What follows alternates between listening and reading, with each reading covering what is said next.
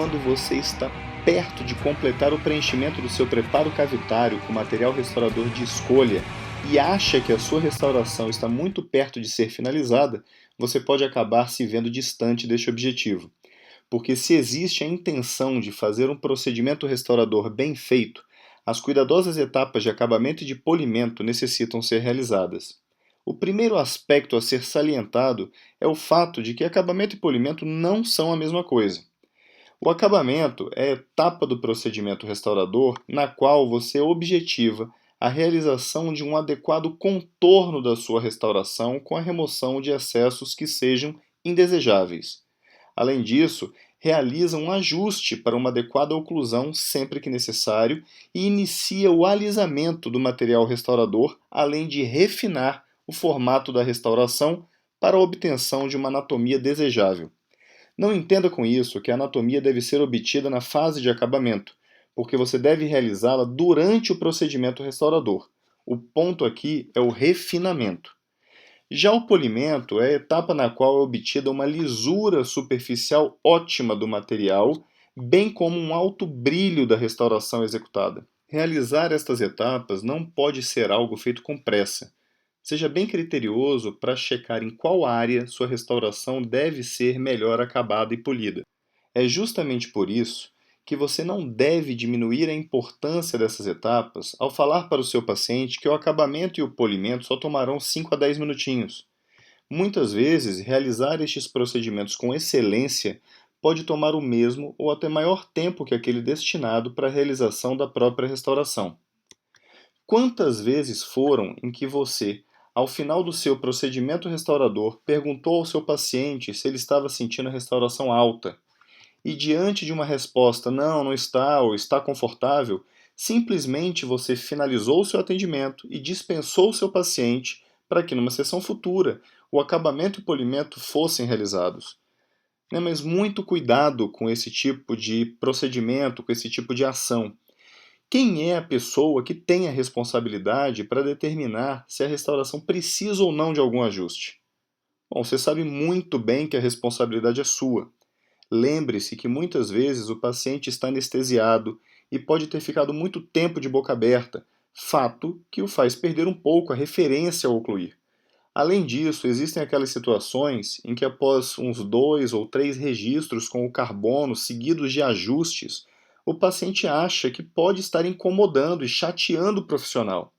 Dessa forma, ele acaba falando que está tudo ótimo. Então verifique com muito cuidado se esse tipo de acabamento inicial ele é de fato necessário e dê tranquilidade ao seu paciente para que ele expresse realmente o que ele esteja sentindo. Sobre esse aspecto, tenha em mente que áreas de contato são indesejáveis. Você intenciona a obtenção de pontos de contato.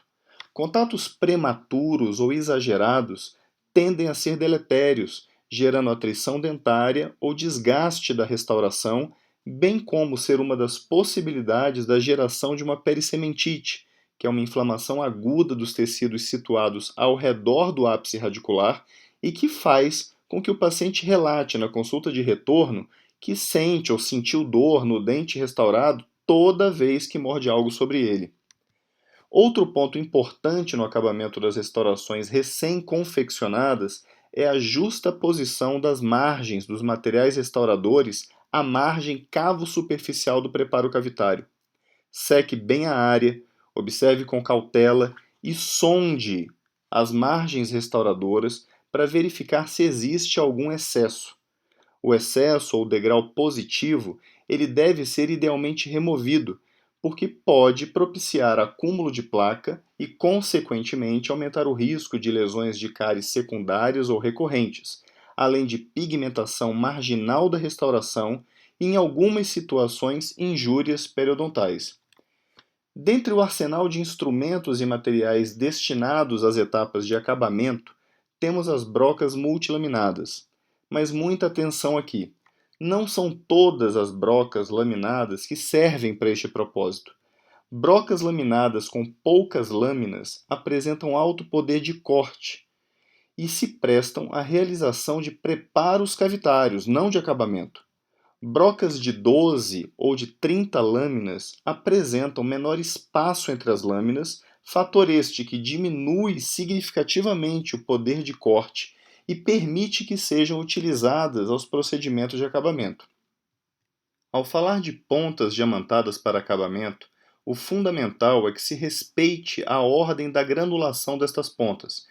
Primeiro, devem ser utilizadas pontas com granulação maior, ou pontas F, finas. No caso das pontas da KG Sorensen, são estas com a tarja vermelha. Para depois serem utilizadas as pontas com granulação menor, ou pontas FF extra finas, que são essas representadas pela tarja amarela da marca KG Sorensen. Os materiais para acabamento e polimento devem ser sempre utilizados em ordem decrescente de granulações, da maior para a menor.